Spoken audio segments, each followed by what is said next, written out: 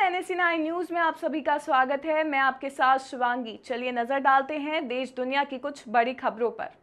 लोकसभा में प्रियंका गांधी वाड्रा ने पूछे तीखे सवाल। ऑपरेशन सिंदूर को लेकर आज लोकसभा और राज्यसभा दोनों सदनों में जोरदार बहस जारी है। लोकसभा में कांग्रेस सांसद प्रियंका गांधी ने ऑपरेशन सिंदूर पर बहस में हिस्सा लिया।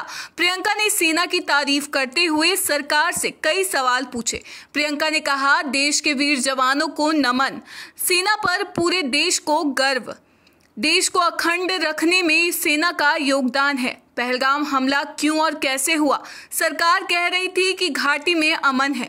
आतंकियों ने चुन चुनकर 26 लोगों को मारा। प्रियंका ने कहा, जब मुंबई हमला हुआ था तो सभी आतंकियों को मार दिया गया, एक को पकड़ा गया और उसे फांसी दी गई। तब गृह मंत्री ने इस्तीफा दे दिया था। एक जवाबदेही थी जनता और देश के प्रति। राजनाथ जी तो पुलवामा, उरी और पठानकोट के समय गृह मंत्री थे। अमित शाह के गृह मंत्री रहने के दौरान मणिपुर जल गया, दिल्ली में दंगे हुए, लेकिन वे आज भी पद पर बैठे हुए हैं। क्यों? आज देश खोखले भाषण नहीं सुनना चाहता है, सच जानना चाहता है। आप खुद अपनी पीठ थपथपाने में लगे रहते हैं। सेना, संसद, देश से सच छुपाते हैं। लोकसभा में गृह मंत्री अमित शाह ने दिया बड़ा बयान। लोकसभा में आज ऑपरेशन सिंदूर और पहलगाम आतंकी हमले पर चर्चा हो रही थी। इस दौरान सदन में ऑपरेशन सिंदूर पर आज गृह मंत्री अमित शाह ने बयान दिया। ऑपरेशन महादेव पर केंद्रीय गृह मंत्री अमित शाह ने कहा, ऑपरेशन महादेव में सुलेमान उर्फ फैजल, अफगान और जिब्रान, ये तीनों आतंकवादी भारतीय सेना, CRPF और जम्मू कश्मीर पुलिस के संयुक्त अभियान में मारे गए। शाह ने कहा कि इकबाल भटकल 2010 में कांग्रेस सरकार में भागा था। UPA सरकार में कई आतंकी देश से भागे। मोदी सरकार में 70% कम आतंकी हमले हुए। सोनिया गांधी ने बाटला हाउस मुठभेड़ पर आंसू बहाए थे, जबकि सलमान खुर्शीद आतंकियों के लिए रोए थे। गृह मंत्री ने कहा कि एक जमाना था कश्मीर में जनाजे में 10-10 हजार लोग रहते थे। अब जो आतंकी मारा जाता है उसे वहीं दफना दिया जाता है।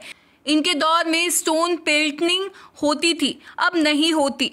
इनके दौर में घाटी में 132 दिन हड़ताल रहती थी, अब घाटी हमेशा खुली रहती है।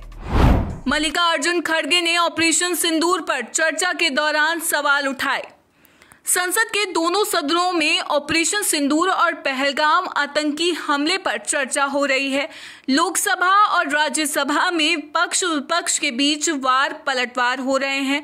ऑपरेशन सिंदूर पर चर्चा के दौरान राज्यसभा में नेता प्रतिपक्ष और कांग्रेस नेता मल्लिकार्जुन खड़गे ने सरकार की नीयत पर सवाल उठाए। मल्लिकार्जुन खड़गे ने कहा कि मैं पहलगाम में हुए बर्बर आतंकवादी हमले में मारे गए लोगों को अपनी श्रद्धांजलि अर्पित करता हूं। मैं उनके परिवारों के प्रति अपनी गहरी संवेदना भी व्यक्त करता हूं। मैं कहना चाहता हूं कि मेहंदी वाले हाथों ने पति की लाश उठाई है, बेबस रोते हुए बच्चों ने पापा की जान गंवाई है। खड़गे ने कहा कि देश ने पहलगाम में अपनों को मरते देखा। इतना सब होने के बाद जो संबंधित नहीं है उन विषय को बोलकर लोगों को बहला रहे हैं, लोग उसको सीरियस नहीं लेंगे।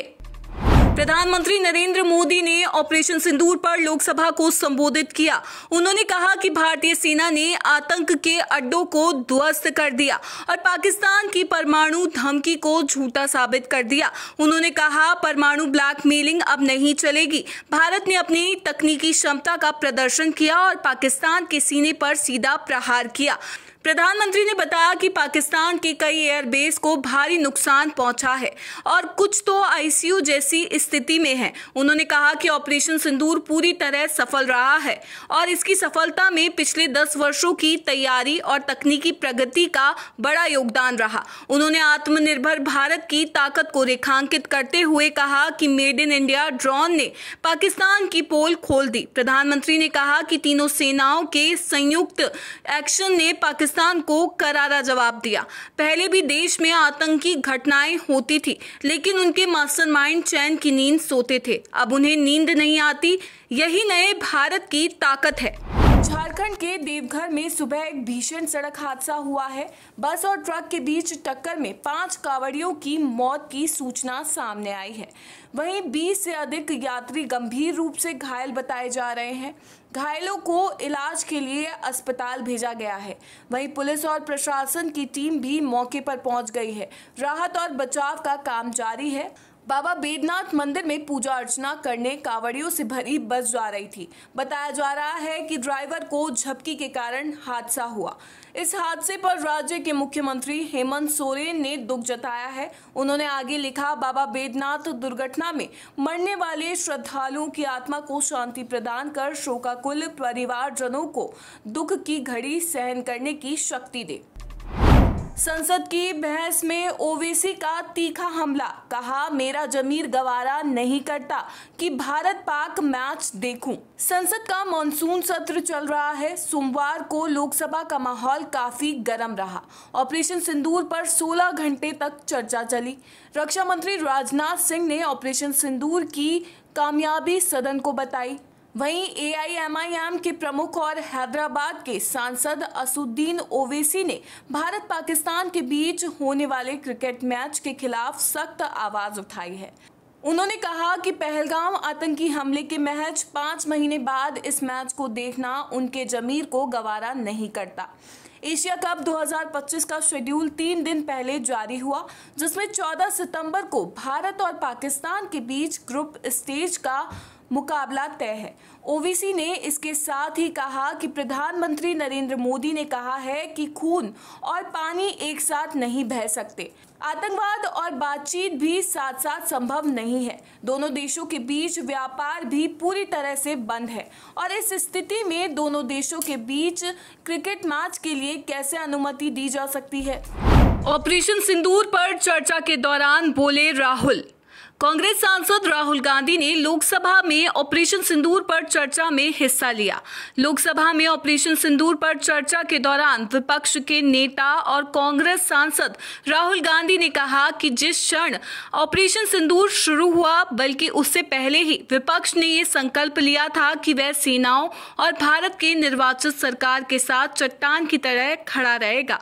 राहुल गांधी ने कहा कि एक पति को उसकी पत्नी के सामने गोली मारी गई। ये बेहद दर्दनाक है। हर भारतीय को इसका दर्द महसूस होता है। जो हुआ वह गलत हुआ था। हम राजनीतिक कार्यों के लिए देश भर में जाते हैं, लेकिन सेना देश के लिए लड़ने और मरने को तैयार रहती है। अगर आप सेना का इस्तेमाल करना चाहते हैं तो उसे पूरी स्वतंत्रता देनी होगी। टाइगर को खुली छूट देनी पड़ती है। राहुल गांधी ने कहा कि सरकार ने ऑपरेशन सिंदूर के तुरंत बाद पाकिस्तान को बताया कि हम संघर्ष को आगे नहीं बढ़ाना चाहते। एक तरह से सरकार ने कह दिया कि हमारे पास राजनीतिक इच्छा शक्ति नहीं है। राहुल गांधी ने कहा, सरकार ने पाकिस्तान के सैन्य ठिकानों पर हमला नहीं करने का आदेश देने की गलती की। हमारे पायलटों के हाथ बांध दिए गए। फिलहाल खबरों में इतना ही। आगे की खबरों से अपडेट रहने के लिए बने रहिए NSE 9 न्यूज़ के साथ। नमस्कार।